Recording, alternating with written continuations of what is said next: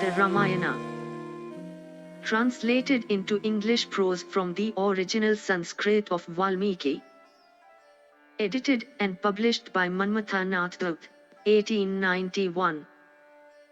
Ramayana, Ayodhya Kanda. Section 1. When Bharata set out for the home of his maternal uncle, he affectionately took with him the sinless Satrughna, ever repressing his passions, and there he abode with his brother, being ministered unto in every respect and tended by his maternal uncle, Ashwapati, with all the fondness of a father, albeit thus staying, with every ministration extended towards them as much as they could wish. Yet those heroic brothers failed not to remember the aged king Dasaratha, and the puissant king also on his part remembered his sons away from home, Bharata and Satrughna, resembling the mighty Indra and Varuna.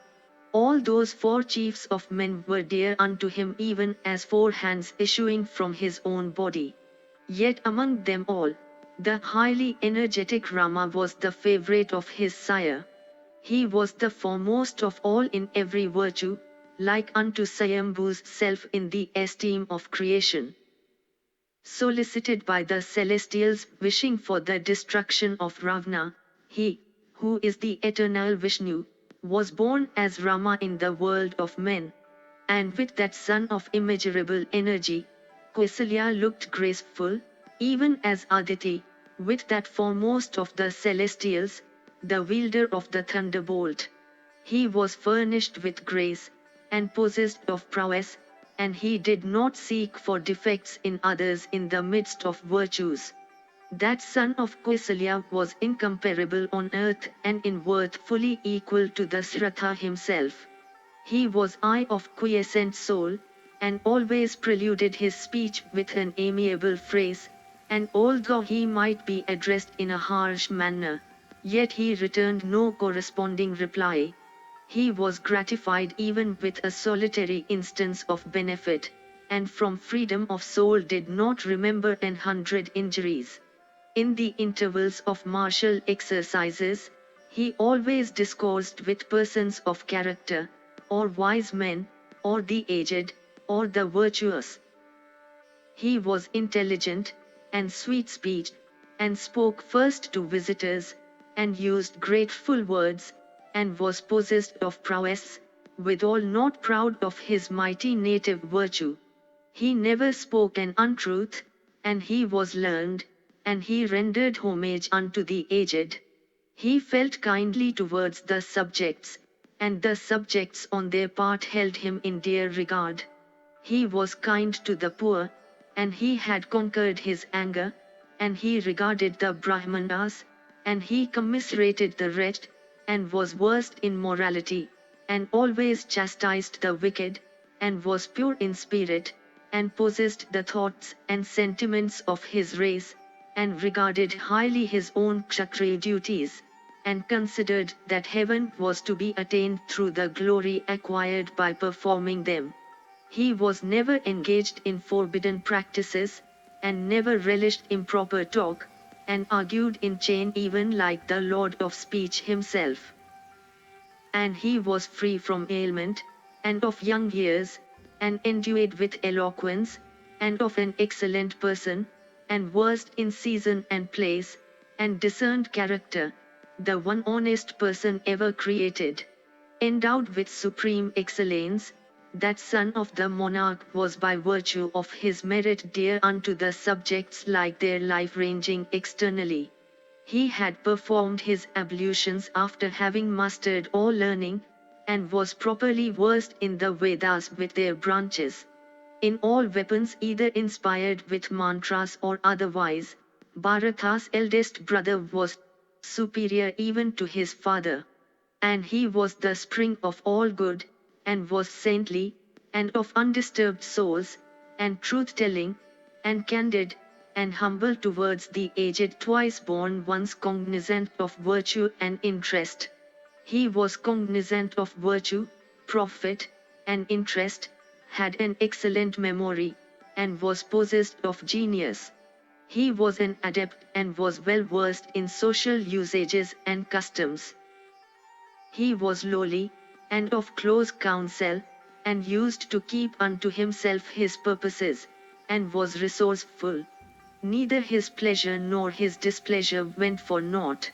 He knew the season of amassing riches, and of giving them away. And he was ardently reverential, and his wisdom never wavered, and he accepted no improper present, and he used no rough speech. He knew no idleness, and was vigilant, and had a knowledge of his own as well as of others' failings. He was conversant with the scriptures, and was grateful, and could read the hearts of others. He had sagacity to perceive the seasons for duly showing favor or disfavor.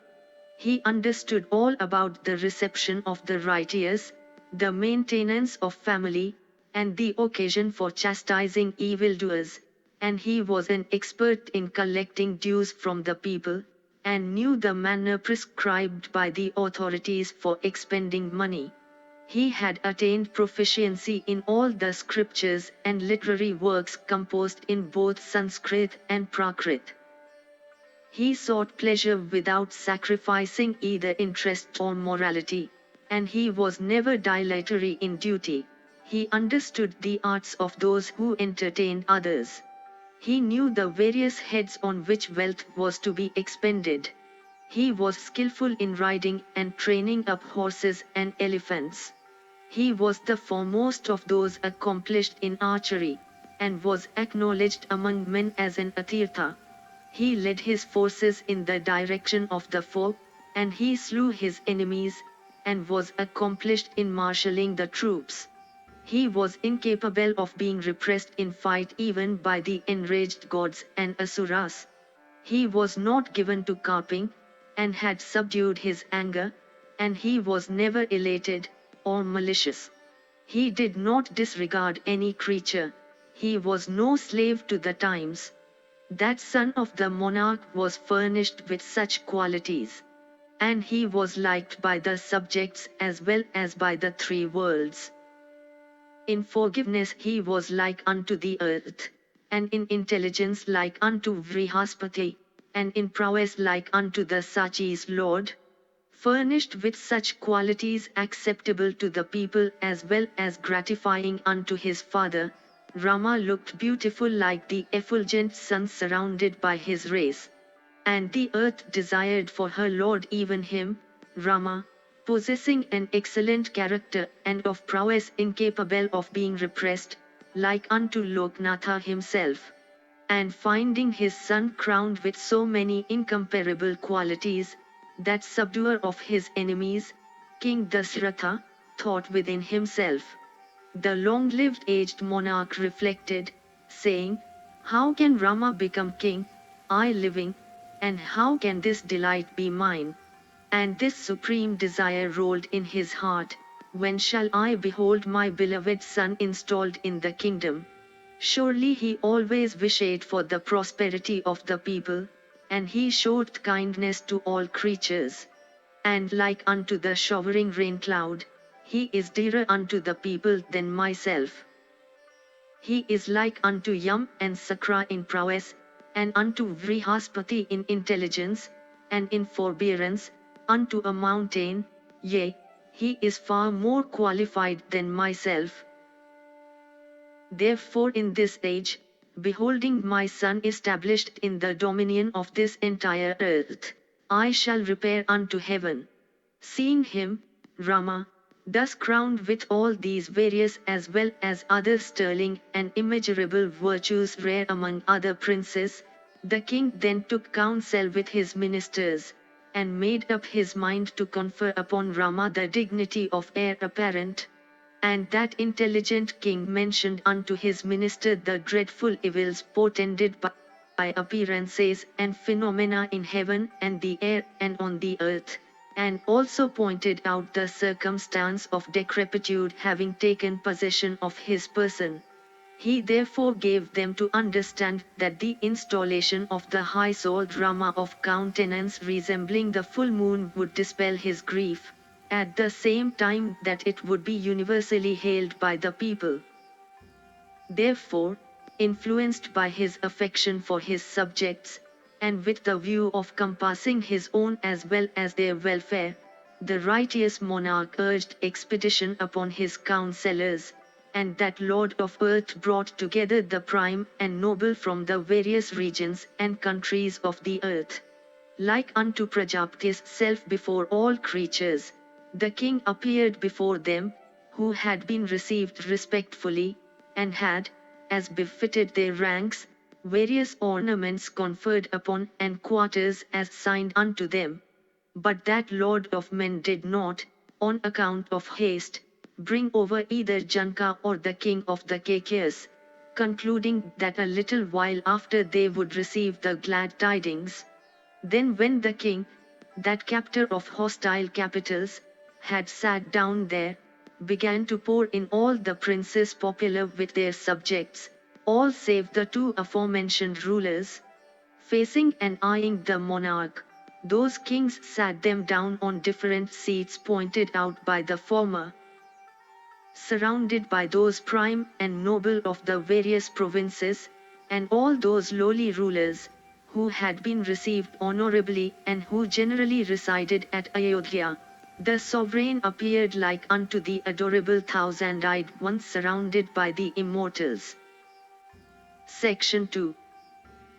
When facing his whole court, that Lord of Earth, the king, resounding all sides as if with thunder, in a mighty voice, echoing, and solemn, and like unto the sounds of a kettle drum, spake words fraught with welfare, and capable of creating high rapture, and worthy of the attention of all. And in tones overflowing with royal signs, and mellifluous, and peerless, and surcharged with the sentiment of surprise, the monarch addressed the princes, saying, It is known to ye that the people of this spacious empire now governed by me was governed like unto children by those sovereigns that were my predecessors. Now it is my intention to bring welfare unto this entire earth worthy of being rendered happy, which had been governed by all those sovereigns, Ikshvaku and the rest. Following the path trod by my predecessors, I have, heedless of my own happiness, to the best of my power, always protected the people.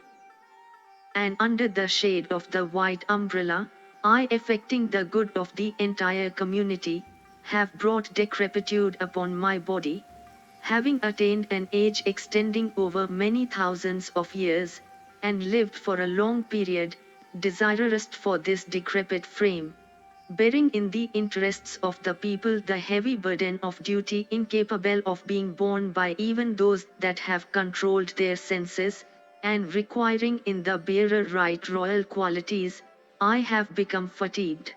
I therefore wish for rest, after in the interests of the subjects installing my son, with the permission of all these excellent twice-born ones around me.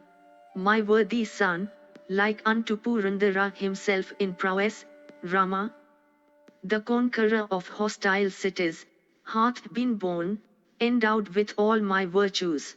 Him, like unto the moon while in conjunction with the Pushya constellation, the foremost of those maintaining righteousness, the chief of men, will I, in the morning with a delighted heart, install as the heir apparent to the throne. And that auspicious elder brother of Lakshmana will make a fit ruler for ye, yea, the very three worlds might consider themselves as having a lord, by possessing him. Through his agency I shall this day bring about the welfare of the world, and shall renounce my toil by reposing in him the task of government. If what I have devised be meet, and also recommend itself to ye, do ye accord approval to it, proposing what I am to do besides this, together with the how of effecting it. If I have thought thus solely because I find delight in it, do ye look about any other way to welfare? For different is the thought of the dispassionate, and by friction becomes far more efficacious. As the king had said this, The princes, exceedingly delighted, seconded him even as peacocks dance at sight of a mighty mass of clouds showering down rain. Then there arose a pleasant resonance from the assembly of the potentates, and next from the vast concourse inspired with high rapture arose an echo generated by their voices, which seemed to shake the earth. Then being in complete possession of the views of that one, the king, versed in morality and interest, the Brahmanas and the principal personages of the army, in company with the citizens and the inhabitants of the provinces, took counsel together, and became unanimous, and, having again revolved the matter individually in their mind, spake unto the aged king Dasaratha, saying, O king, being many thousand years old, thou last become aged. Do thou then install Rama as the heir apparent to the throne. We wish to behold the exceedingly strong and mighty armed hero among the Raghus, riding a huge elephant, his countenance underneath an umbrella. Hearing those welcome words of theirs, the monarch, as if not knowing their minds, asked them, saying, Ye have wished for Raghava, soon as ye have heard my speech. This, ye kings, raiseth my doubts. Do ye, therefore, speak out your minds truly. Why, while I am righteously governing the earth, do ye wish to see the highly powerful Rama as the heir apparent? And those high-souled ones together with the citizens and the inhabitants of the provinces said unto him, O king, many are the virtues of thy son, having for their object the welfare of the people. Today we will recount unto thee in detail the merits making even enemies happy of the meritorious and intelligent Rama, resembling a celestial.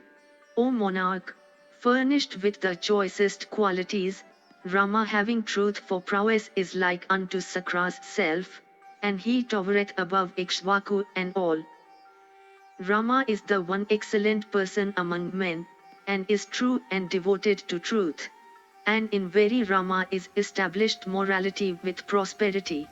Touching the good of the subjects, he is like unto the moon, and in the quality of forgiveness, he is like unto the earth, in intelligence like unto Vrihaspati, and in prowess like Sachi's lord.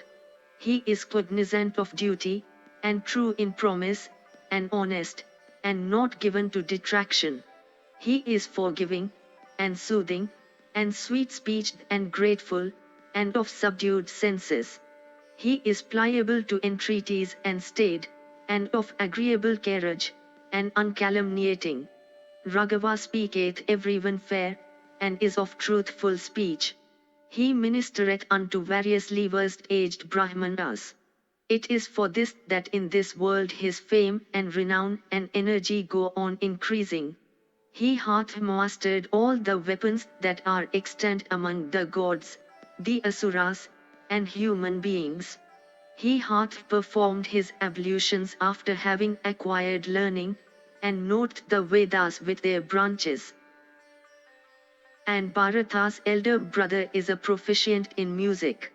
He is the home of the good, and is saintly, and hath conquered his grief, and is magnanimous.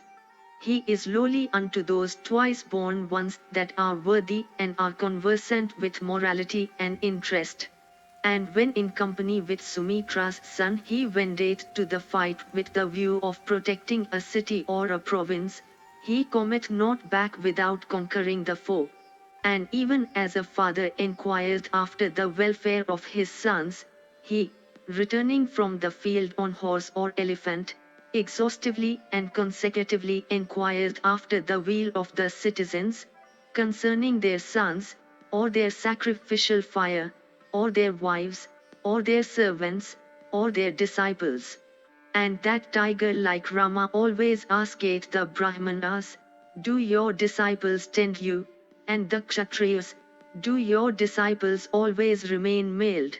When calamity befalleth the people, he experienceth excess of sorrow, and on their festal occasion, he rejoiceth ever like their own father.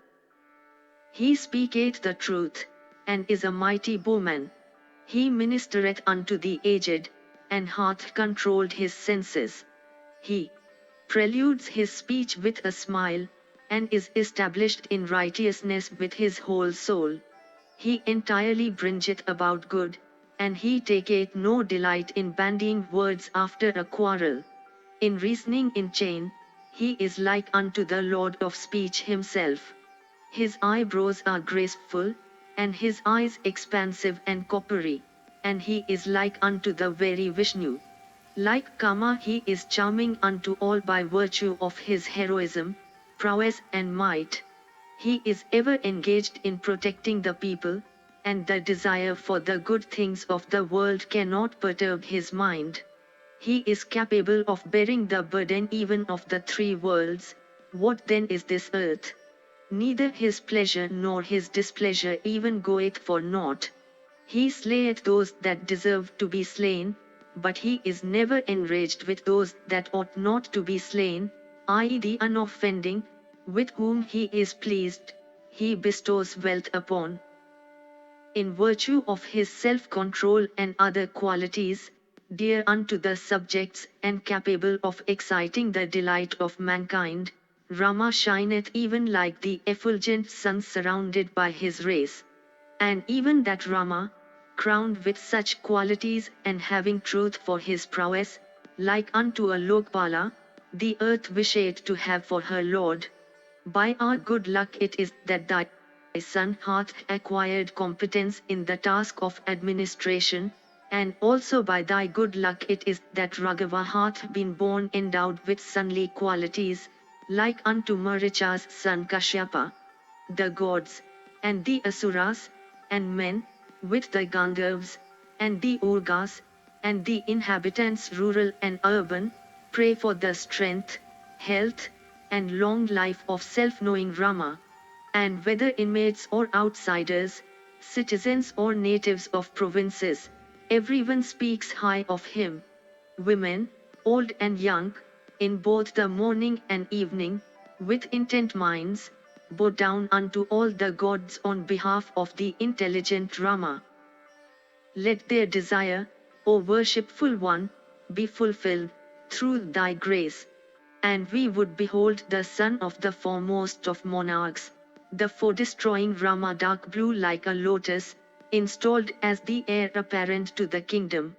Therefore, O bestower of boons, it behoveth thee, for the sake of our well-being, with a delighted mind to speedily install thy son furnished with noble qualities resembling the God of gods, and ever intent upon the welfare of the entire community.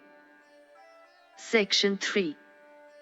And when they had raised unto their heads their clasped hands resembling lotuses, the king responding unto them addressed them in welcome words fraught with their good.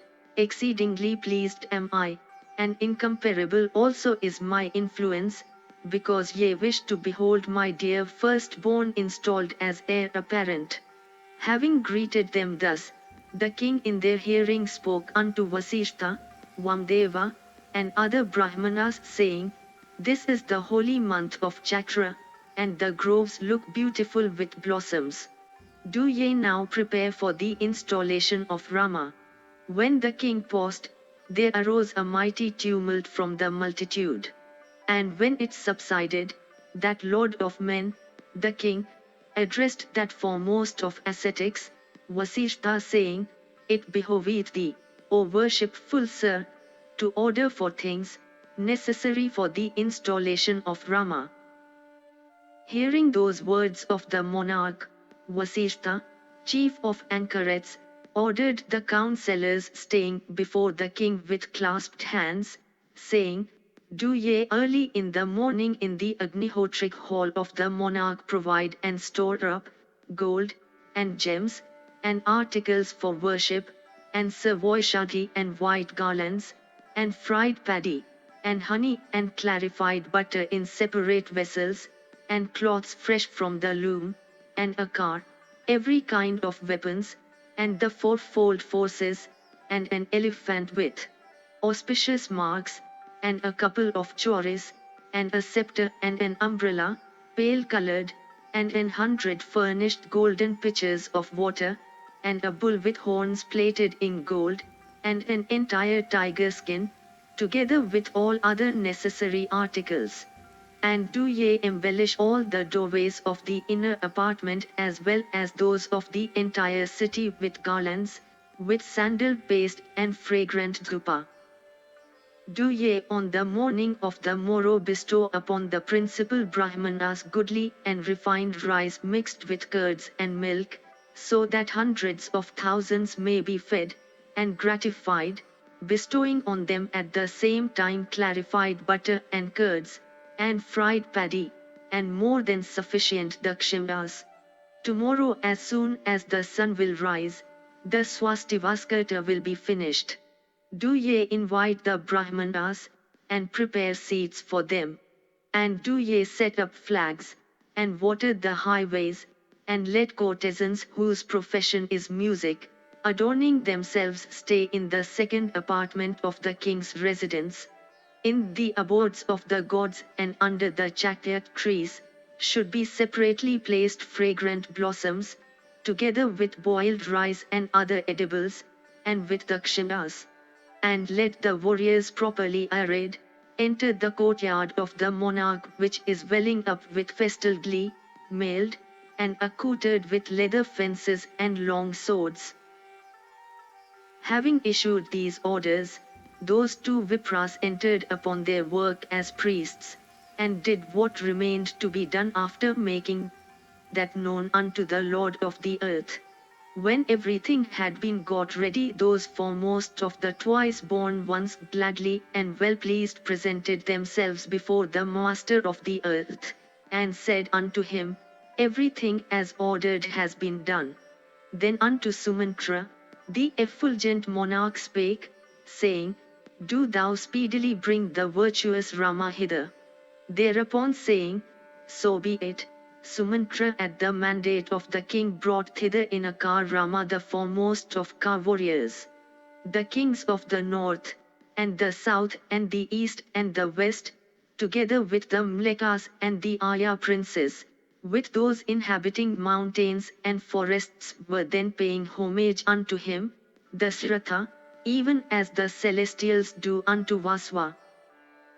Stationed in his palace, the royal saint Dasaratha in the midst of those princes, like Vasva in the midst of the Maruts, saw his son, resembling the king of the Gandharvas, approach, gladdening the subjects like a shower, when they were oppressed with the heat of summer. Even Rama of redoubtable prowess among men, long-armed, and of mighty strength, and bearing the gait of a mad elephant, with a countenance fair as the moon, of presence prepossessing to a degree, and captivating men's sight and hearts by reason of his beauty, generosity, and other qualities.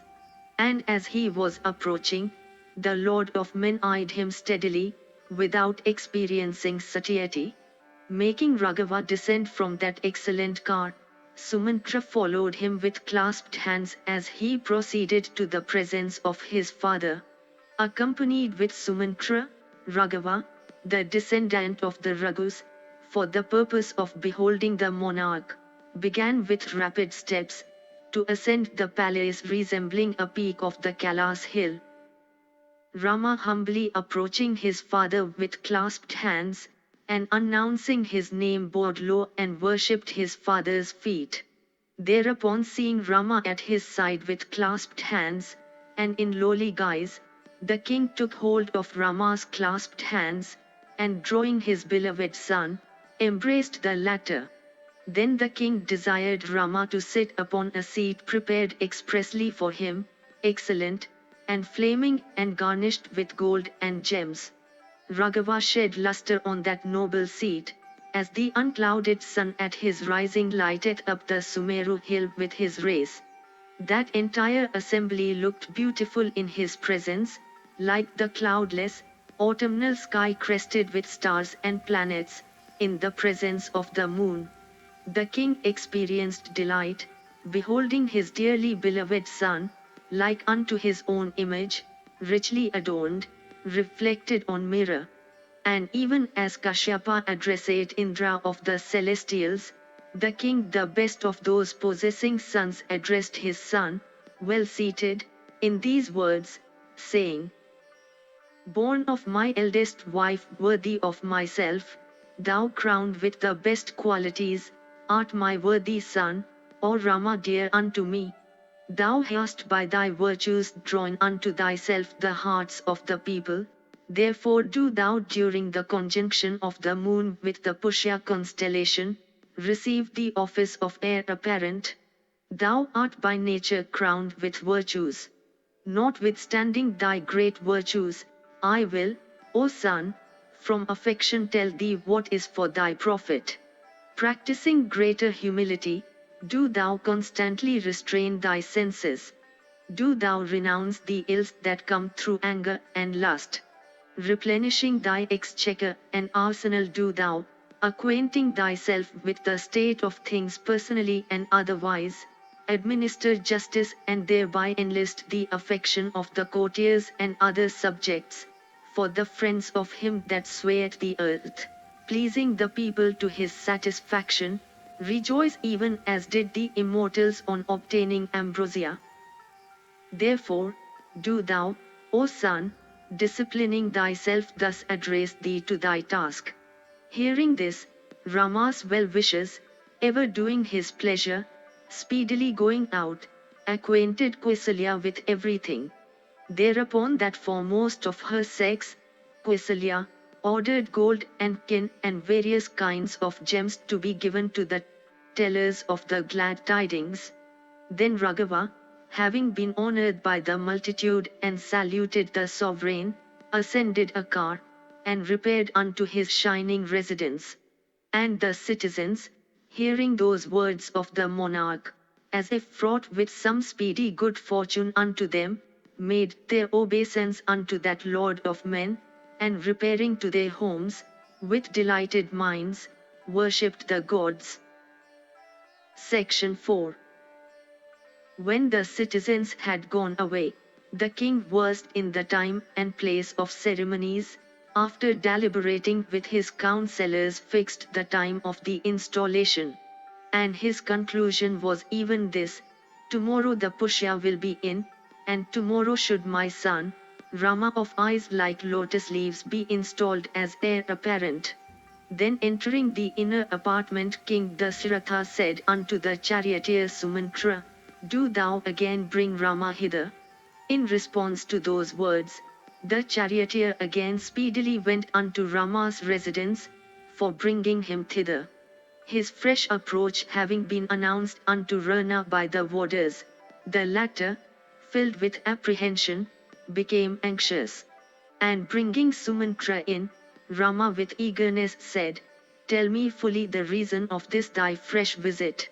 Thereupon, the charioteer told him, "The sovereign wisheth to behold thee. Thou hast known the occasion, and now decide whether thou wilt go thither or not." Hearing the charioteer's speech, Rama also in haste repaired unto the king's palace, with the view of again beholding the Lord of men. And on hearing of Rama's arrival, King Dasaratha made him enter his own chamber, with the view of communicating unto him something exceedingly agreeable. And immediately on entering his father's residence, the graceful Raghava, seeing his father from a distance, bent low with clasped hands. Thereupon raising Rama as he was bending down, and embracing him, and pointing out a seat, the protector of the earth again spake unto him, "O Rama, enjoying at my will the good things of life, I have grown old, and have attained great age. I have worshipped the deities by celebrating hundreds of sacrifices with numerous dakshinas and gifts of boiled rice, and incomparable on earth. Thou hast been born unto me for a son after my heart. I have given whatever had been wanted by others. I have finished my studies, O foremost of men. I have, O hero, acted and enjoyed. I have been emancipated from my obligations unto the celestials and saints, and the Pitris, and the Vipras, and myself. And naught now remaineth to be done by me save thy installation. Therefore it behoveth thee to do even what I say unto thee. Today the subjects in a body have expressed their desire of having thee for their sovereign. Therefore, O son, I shall install thee as the heir apparent. O Raghava, tonight I have dreamt inauspicious dreams. Stars with tremendous sounds, shoot by day, accompanied with thunderclaps. The astrologers say that the star of my life hath been invaded by those terrible planets, the Sun, Mars, and Rahu. It generally happens that when such signs manifest themselves, the king cometh by a terrible calamity, and may meet with death itself. Therefore, O Raghava, my thoughts change, be thou installed in the kingdom, for fickle is the mind of all creatures. Today, before meeting Pushya, the moon has entered the Punavasu asterism, and the astrologers say that tomorrow it will certainly be in conjunction with Pushya. My heart urgeth me to install thee during the Pushya conjunction, so, O afflictor of foes, I shall install thee tomorrow as heir apparent. Therefore do thou along with my daughter-in-law commencing from sunset, serving the prescribed restrictions, and lying down on a bed of kusa grass, spend the night in fast. And let thy friends vigilantly protect thee all around, for many are the impediments that happen in affairs like this. In my opinion, during the interval that Bharata is away from the city, should thy installation be effected most opportunely, even though thy brother Bharata ever stayed entirely by the course of the honest, he followed his elder brother, and is righteous souled, tender-hearted, and of subdued senses. But in my opinion, the hearts of men are inconstant, and, O Raghava, the hearts even of the virtuous change by the action of the natural impulses. Having been thus addressed in the matter of his coming installation in the next day, Rama, with the king's permission embodied in, Go thou, greeting his father, repaired unto his quarters. And entering his residence in the interests of the installation ordered by the monarch, he immediately issued out, and went to the inner apartment of his mother. There, Rama found his mother in the temple, clad in silk, adoring the gods, and silently praying for his royal luck. There, hearing of the welcome installation of Rama, had already come Sumitra, and Lakshmana and Sita summoned by Kausalya. Hearing of the installation of his son in the office of heir apparent during the influence of the Pushya, at that time, tended by Sumitra and Sita and Lakshmana, there stood Kausalya, meditating the triune person Janardana, through suspension of breath. Rama, approaching and saluting her engaged in auspicious observance, addressed her in excellent words, cheering her up, O mother, by my father have I been appointed to the task of governing the people. And, agreeably to the desire of my father, tomorrow will take place my installation. Tonight Sita will fast along with me. The priests have said thus, and this also hath been declared by my father. Do thou therefore even today provide those necessary auspicious things that will be required for myself and Vaidehi on the occasion of the coming installation. Hearing of that for which she had ever wished, Kausalya, her voice choking with the vapor begot of delight, addressed Rama, saying, Rama, my child, be thou long-lived, and may thy enemies find destruction. Furnished with this good fortune, do thou gladden Sumitra's as well as my own relatives. O, thou wast born under an auspicious star, thou hast, O son, by thy virtues gratified thy sire Dasaratha. Not unfruitful has proved my disinterested observance of vow unto the lotus-eyed person, for this royal fortune of the Ikshvaku race shall rest upon thee. Having been thus addressed by his mother, Rama looking at his brother, Lakshmana, seated in humble guise with clasped hands, with smile spake unto him, saying, O Lakshmana, do thou together with me rule this earth. Thou art my second self, and this good fortune hath taken possession of thee as well. Do thou, O Sumitra's son, enjoy every desirable thing and the privileges pertaining to royalty. My life and this kingdom I covet for thy sake alone. Having said this unto Lakshmana, and paid reverence unto his mother, Rama with their permission went with Sita to his own quarters. Section 5. Having given his directions unto Rama as to his incoming installation on the morrow, the king, summoning his priest, Vasishtha spake unto him, saying, O thou, having asceticism for thy wealth, go unto Kakutstha, and for his welfare and obtaining the kingdom, make him fast along with my daughter-in-law. Thereupon, saying, So be it, that best of those versed in the Veda, the worshipful Vasistha conversant with mantras, that one practicing excellent vows, mounting a Brahma car, himself went unto the residence of Rama cognizant of mantras, for the purpose of making him fast. And that foremost of ascetics, having reached Rama's sable-hued residence resembling a mass of clouds, passed through 3 several apartments, mounted on the car.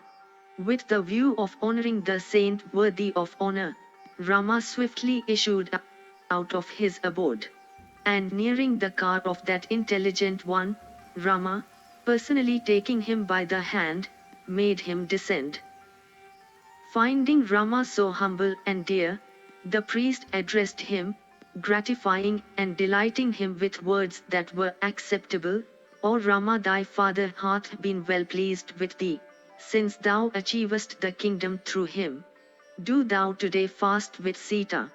And in the morning, the king, thy father Dasaratha, will, well pleased, install thee as heir apparent like Nahusha installing Yayati. Having said this, that pure-spirited one, observing vows with mantras, made Rama fast along with Sita. Then having been duly worshipped by Rama, and taken Kakutstha's permission, the spiritual preceptor of the king, went away from Rama's residence. Rama, having passed some time with sweet-speeched friends, and been honored by them, with their permission entered his apartment. At that time Rama's residence was filled with joyous men and women, and it was like unto a lake containing lotuses and graced with maddened birds.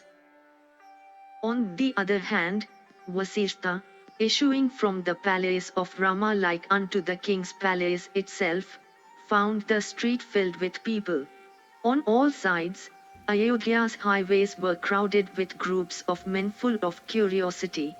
The tumult that arose in the highways in consequence of the concourse and noise, was like the roaring of the ocean. The streets were cleared and washed and hung with garlands, and that day Ayodhya had her dwellings furnished with appraised flagstaffs. In the city of Ayodhya, men with women and children eagerly expected the rising of the sun next day, and Rama's installation, and the people burned to behold in Ayodhya the august festivity, that was like unto an ornament unto the subjects, and that enhanced the joy of the people. Dividing the crowd thronging the highway, the priest slowly proceeded to the royal family. And ascending the palace like unto a peak of the Himamvat, he met with the Lord of men, like Vrihaspati meeting with Sakra.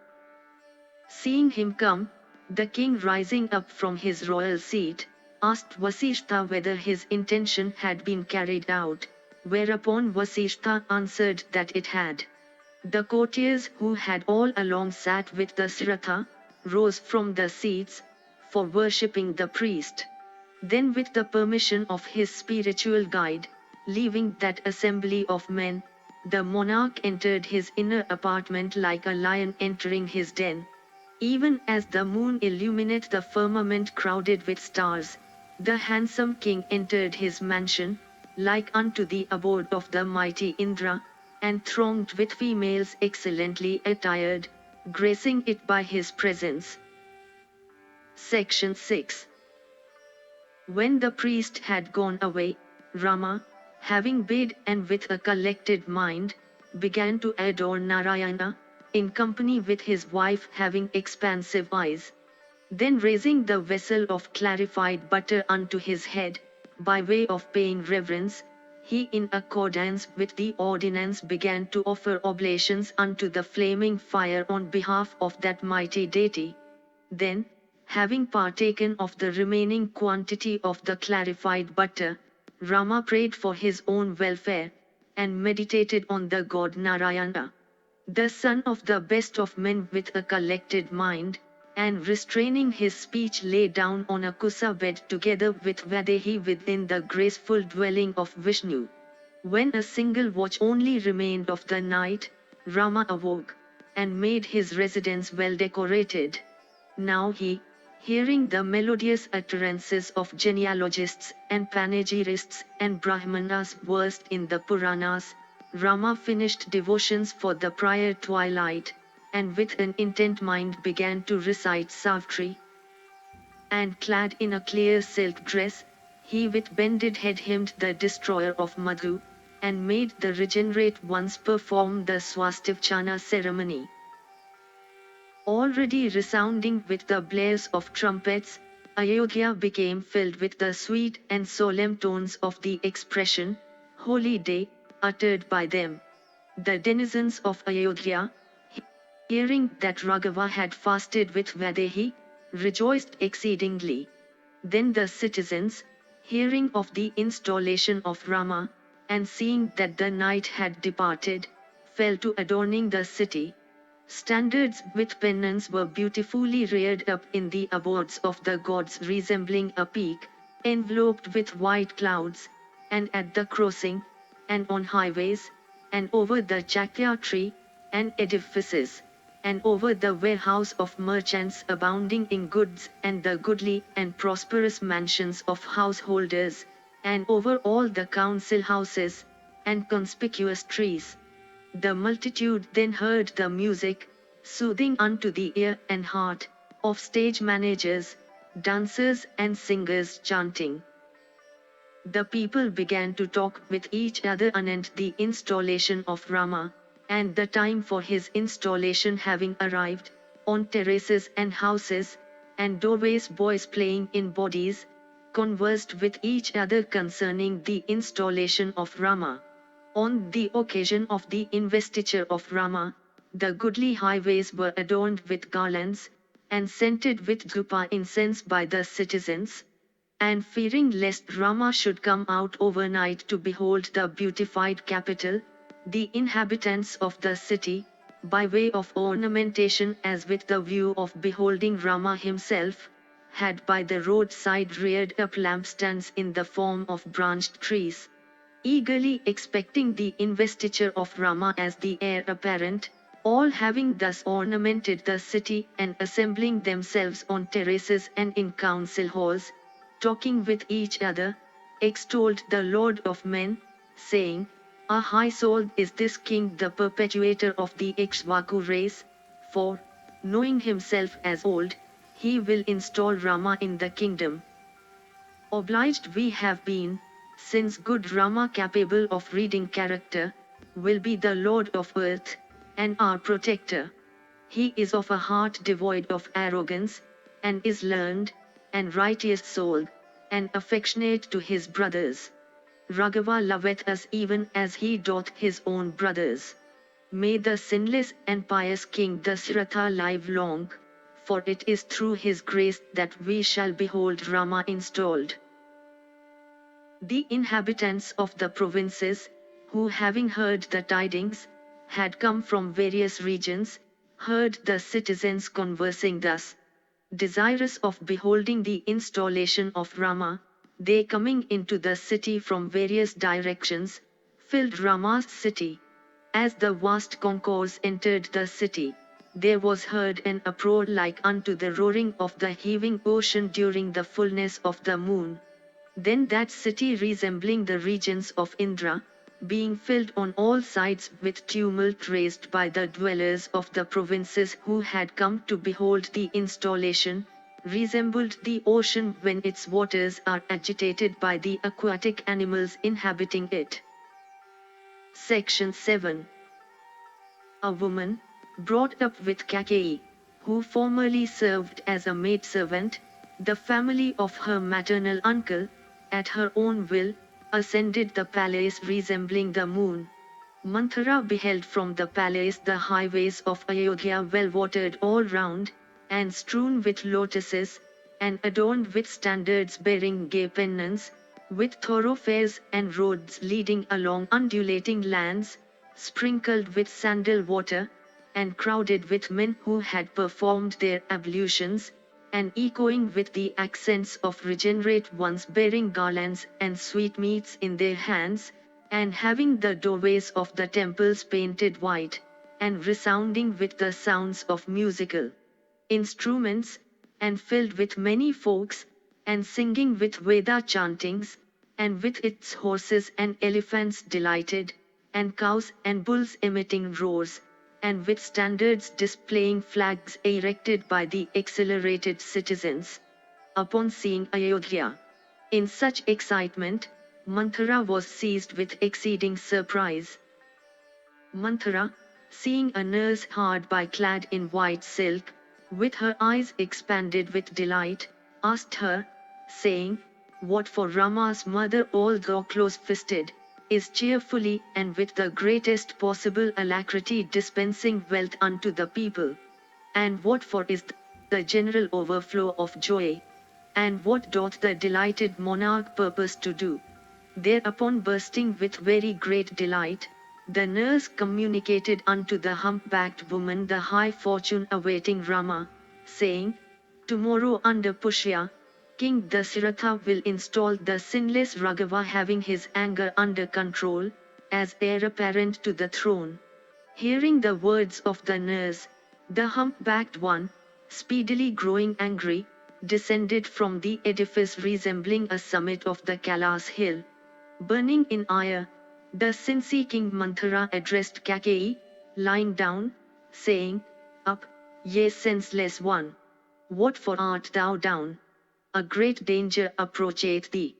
Thou understandest not that a mighty grief overflowed thee.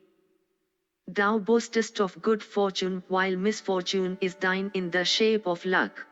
Thy good fortune is surely unstable like the tide of a river during summer." Thus addressed by the sin-seeking humpbacked head in exceedingly harsh language, Kaikeyi became afflicted with great grief. And Kaikeyi said unto the humpbacked one, "Is any evil present, O Manthara? I do not find thee with countenance fallen and sore distressed with grief." The humpbacked Manthara, skilled in speech, who really sought Kaikeyi's welfare, hearing the latter's sweet accented words, displaying sorrow greater than Kaikeyi's own, lamenting, and enlisting Kaikeyi's feelings against Rama, uttered words inflamed with anger, saying, "O worshipful one, an enduring and terrible destruction is imminent unto thee. King Dasaratha will install Rama as heir apparent.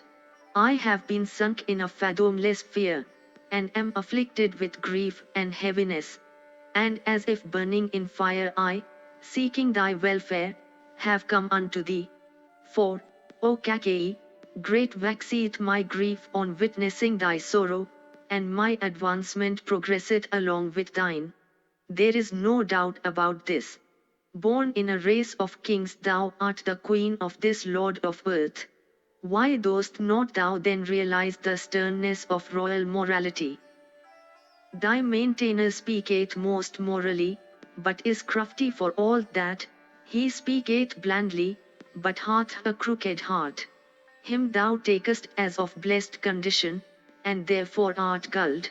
Speaking unto thee soft words bare of substance, he will, his heart on the alert, today compass the welfare of Kausalya. Having sent Bharata unto the home of thy relatives, that wicked-minded one will establish Rama in his ancestral kingdom rid of its thorn. Thou, O girl, in consideration of thy welfare, hast like unto a mother taken unto thy lap a venomous snake in the form of thy husband. Even what is done by an enemy or a serpent left alone, is being done by the Dasaratha of wicked ways and false soothing speech, unto thee and thy own son. And, O girl, deserving as thou art of happiness, the king having established Rama in the kingdom, thou wilt be annihilated along with thy own. The time hath come, O Kaikeyi, do thou on the spur enter upon that which would turn to thy advantage. And, O thou, influenced by surprise, do thou deliver thyself, me and Bharata also. Hearing Manthara's words, that one of graceful countenance filled with delight, and looking like the autumnal moonlight, rose up from her bed. Inspired with exceeding joy, Kaikeyi, struck with surprise, made unto the hump-backed woman a present of an excellent and elegant ornament. And having given her the ornament, that paragon among the fair Kaikeyi joyfully addressed Manthara, saying, O Manthara, highly welcome is the news that thou hast communicated unto me. And surely thou hast told me what is dear unto my heart. What shall I do for thee? Difference find I none between Rama and Bharata. Therefore delighted am I that the king purposeth installing Rama in the kingdom. There is no other ambrosial speech that is excellent and acceptable unto me, compared with the installation of Rama. Therefore do thou ask of me whatever reward dost thou want, and I shall give thee.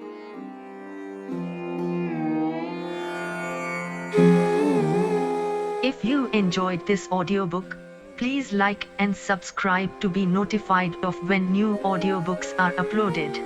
Thank you for listening and learning. Shanti.